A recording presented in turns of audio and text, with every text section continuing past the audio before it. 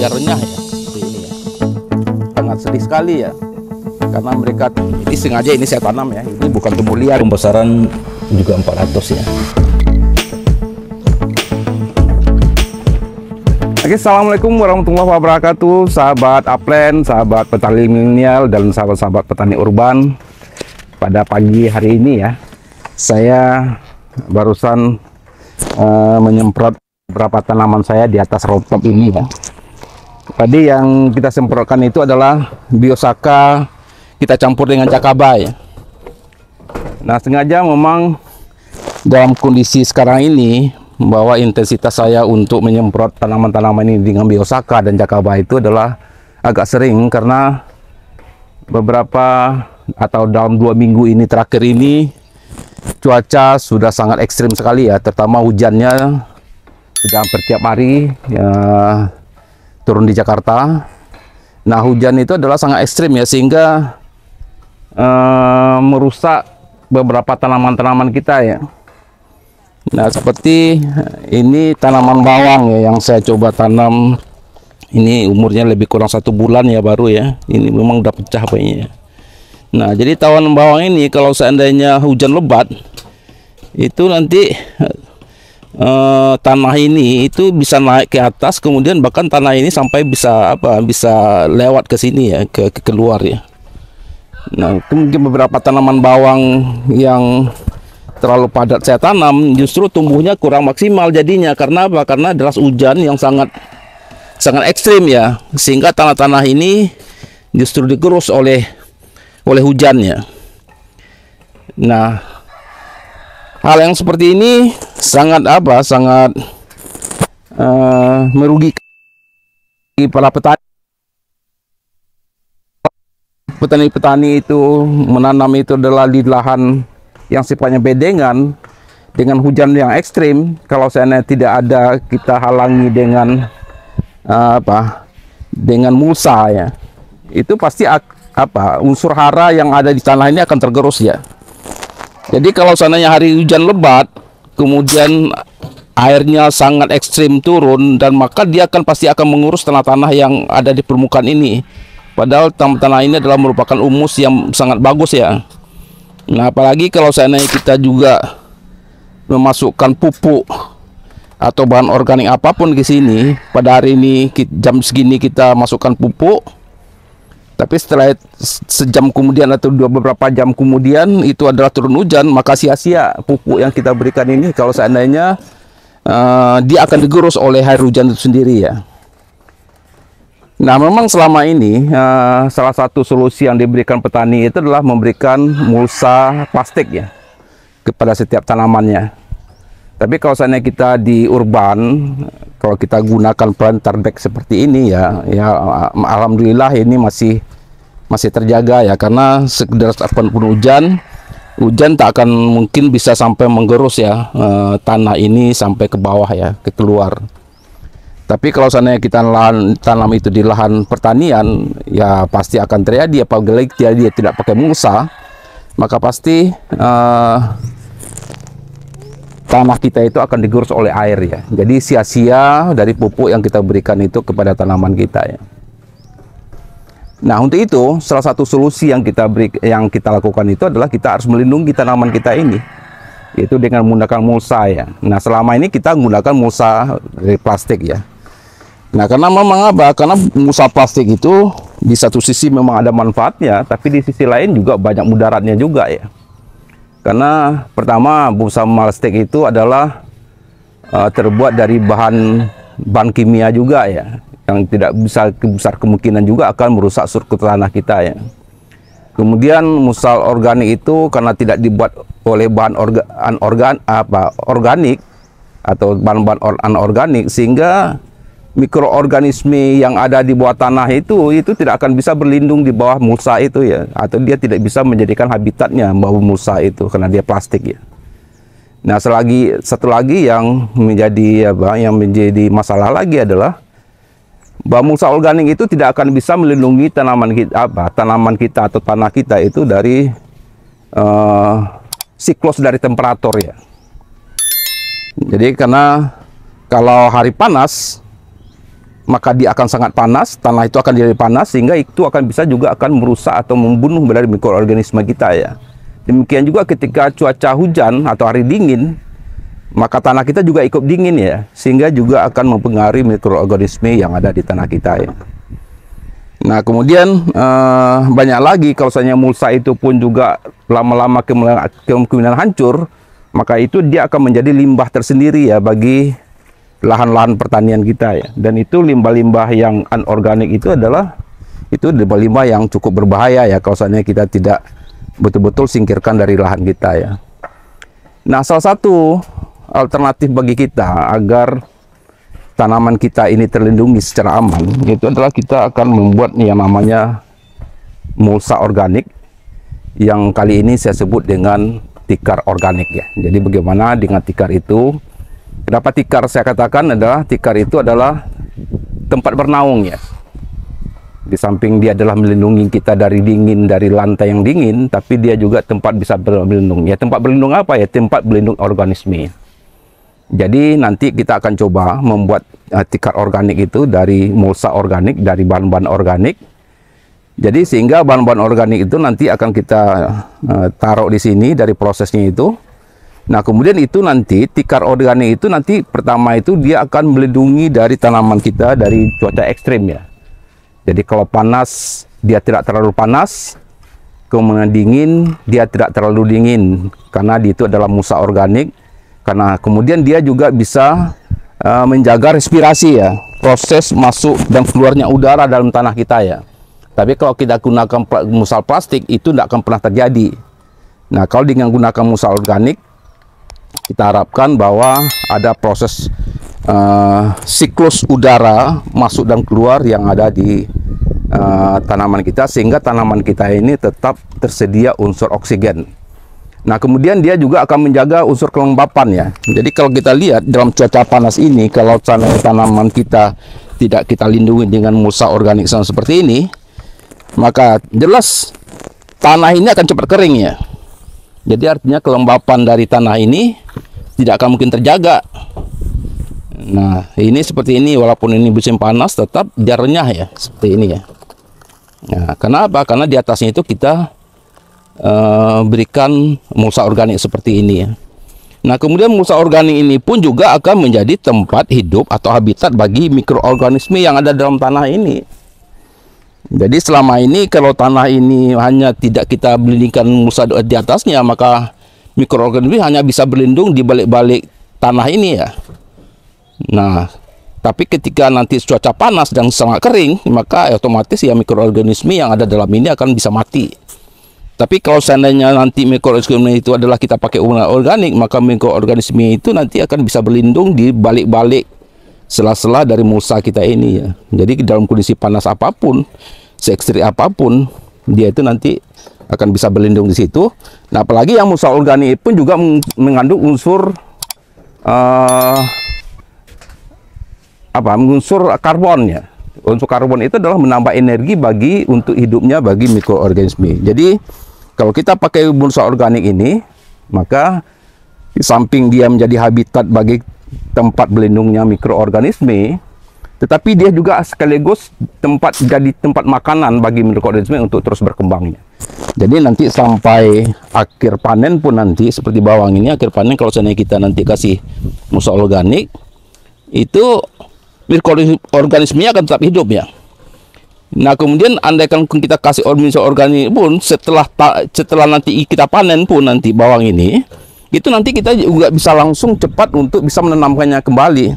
Kenapa? Karena unsur hara yang tadi kita masukkan dari unsur organik itu, dari tikar organik itu menjadi unsur hara cadangan untuk kita bisa menanam kelanjutan dari tanaman kita ini. Nah sekarang kita coba akan berpraktek ya untuk bagaimana membuat mulsa organik itu, yaitu dengan dari bahan-bahan yang sederhana saja ya. Oke, mungkin kita lihat, saya sudah menyiapkan ini.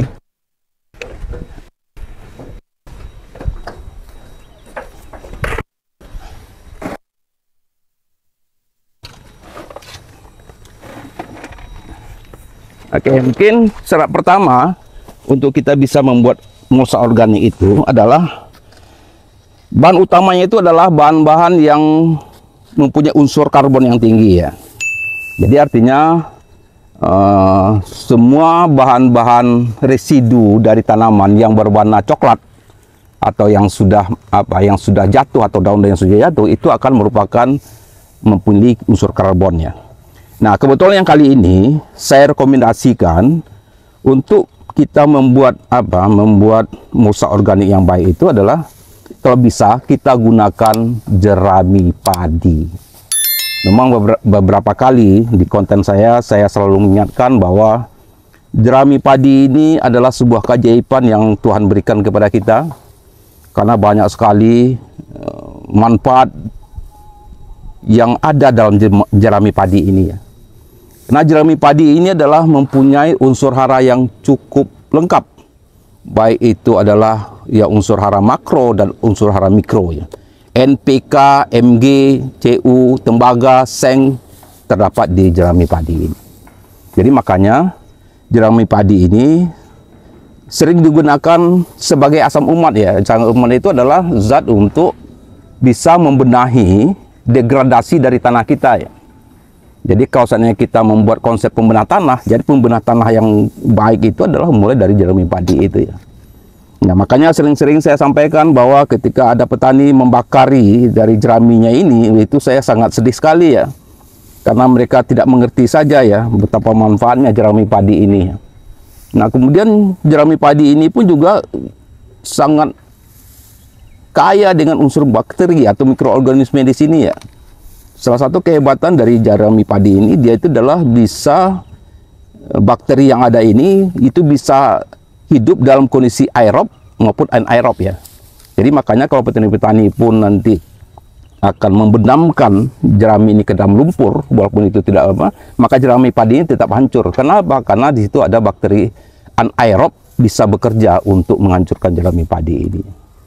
Nah, nanti jerami padi inilah nanti yang akan kita coba dekomposisi. Jadi artinya kita akan membuat proses kompos, tapi proses kompos setengah jadi, tidak dia sampai hancur. Kenapa? Karena nanti dari hasil itu kita akan coba letakkan sebagai tikar organik di tanaman kita, sebagai pelindung dari cuaca ekstrim, jadi cuaca panas maupun cuaca yang hujan sekali. Nah, itu kita akan coba berproses saja untuk membuatnya. Jadi bahan saya itu, bahannya ini adalah tidak harus jerami padi ya. Kalau teman-teman atau sahabat-sahabat semua tidak punya jerami padi, artinya bahwa daun-daun kering saja itu bisa kita gunakan untuk itu. Tapi usahakan daun-daun kering itu dicacah dulu ya, dikecilkan dulu partikelnya agar mudah terkomposisi. Tapi kalau seandainya pun tidak bisa dilakukan ya tidak apa-apa. Yang penting kita proses dekomposisi dulu agar dalam jerami ini itu sudah mulai ada mikroorganismenya, sehingga nanti akan mudah dijadikan kompos atau dijadikan nutrisi bagi tanaman kita nanti ketika kita aplikasikan ini. Jadi sebenarnya kalau kita tidak melakukan itu pun sebenarnya tidak apa-apa juga, hanya menaruhkan dari jerami padi ini ke ini seperti ini ya. Nah, tapi prosesnya ya hanya sekedar melindungi, tidak bisa menjadi tempat hidup mikroorganisme dan tidak bisa nanti persiapan cadangan bagi tanaman kita untuk nutrisinya setelah tanaman ini akan berkembang lebih lanjut ya. Nah, jadi seperti itu. Makanya ini kita komposisi. Jadi bahan yang pertama itu adalah yang sifatnya karbon ya, karbon ini. Nah, kemudian yang bahan yang kedua yang kita perlukan itu adalah bahan-bahan yang sifatnya yang mempunyai unsur N. Kalau ini kan karbon, satu lagi adalah ada unsur N. Nah, unsur N itu sangat dibutuhkan untuk agar mikroorganisme nanti yang akan kita dekomposisi itu akan bisa bekerja dengan baik ya. Nah, dalam ilmu komposisi perbandingan antara karbon dan N itu adalah 25:1. Jadi kalau seandainya nanti bahan bahan coklat ini atau karbon ini adalah 30%, maka kita butuh 1% namanya nitrogen, itu adalah bahan hijauannya. Oke, Ini tadi sudah saya cacah ya, saya sudah haluskan ini jerami padi kita ini. Nah, itu. Nah, kemudian tadi juga karena saya juga punya apa ini, limbah dari parutan kelapa ya. Ini pun juga tidak apa-apa kita masukkan sebagai bahan penambah dekomposisi ya. Tapi kalau seandainya kita nanti ada punya juga untuk nambah karbonnya, kita ada juga sabut kelapa, sabut gergaji juga kita juga bisa gunakan sabut gergaji ini ya. Nah, kemudian kita akan cari hijauan ya. Jadi semua hijauan itu bisa kita gunakan, tapi dengan komposisi hanya 1% ya. Jadi jangan sampai bahwa hijauan yang kita gunakan di sini itu akan berlebih atau lebih banyak ya. Kalau seandainya hijaunya itu nanti akan lebih banyak daripada karbon ini, yang akan terjadi itu adalah prosesnya akan menimbulkan yang namanya amonia ya. Jadi itu akan bisa berbahaya bagi tanaman kita.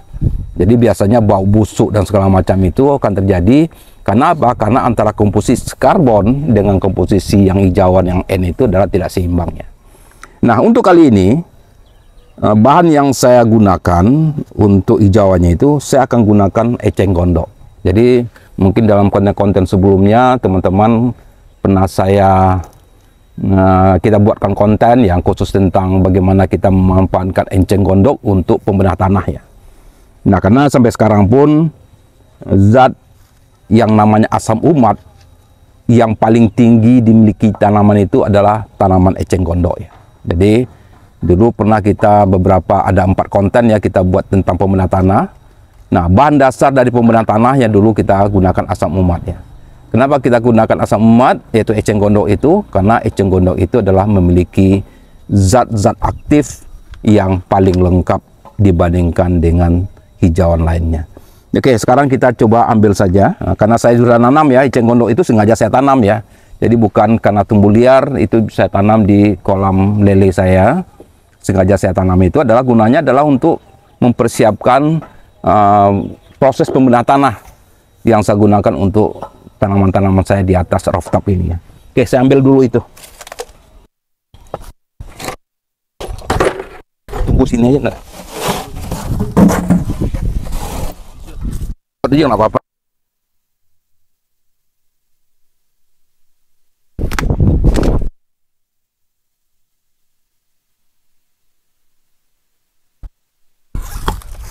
Oke, ini ya tanaman saya. Jadi sengaja ini saya tanam ya. Ini bukan tumbuh liar ya. Ini sengaja saya tanam khusus ini. Nah, gunanya adalah untuk ini, untuk proses ketika saya akan membuat pembedah tanah ya. Oke, kita membuat sedikit saja dulu. Nah, ini aja kita ambil. Nanti besok kalau kita perlu lagi ya kita ambil lagi. Sebenarnya cukup ini ya. Ya sebenarnya semua hijauan pun juga bisa kita manfaatkan, termasuk ini. Ini sengaja saya tanam ini ini ubi rambat ini ya. Karena ubi rambat ini pun juga kaya dengan unsur karbon ya. Jadi salah satu dari ubi rambat itu termasuk juga kangkung itu ya. Ini kangkung juga saya tanami Australia. Sebenarnya salah satunya adalah mereka itu adalah punya karbon organik ya. Jadi sebenarnya karbon organik itu sangat dibutuhkan oleh mikro ketika dia melakukan komposisi. Nah, jadi proses seperti ini ya. Jadi saya potong-potong kecil ini. Nah, kemudian perbandingannya tadi itu 1:25 atau 1:30. Jadi yang hijau ini harusnya lebih sedikit dari